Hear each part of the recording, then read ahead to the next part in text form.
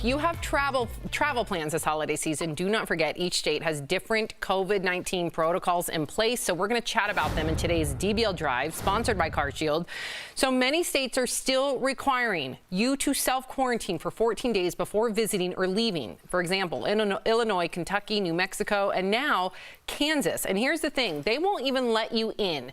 If you've been to North Dakota recently, you'll need to quarantine for 2 weeks. But in New York, they recently announced that out-of-state travelers can actually opt out of the mandatory quarantine if they report a negative COVID test before visiting and once arriving. So when it comes to traveling, for peace of mind, get an auto protection plan with CarShield. CarShield protects their members from the high cost of auto repairs. Call 1-800-505-9619 for a free quote. I know that this seems like a lot of information, but if you're going to go anywhere, you got to do your due diligence and make sure that you know those protocols, because that can be a big hiccup in a family vacation. Yeah. It's a hitch in your giddy up right there. Wow. Sorry. That's what you say. That's something that Dr. Quinn, medicine woman, would say. I love that. I love that show. She looks like her. She's dressed like her. You look. Do you have some elixirs and tonics for us?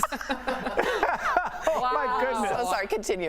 Erica, now you recently got to finally see your family. Did you make sure that you dotted your I's and crossed your T's before you went and made the trek?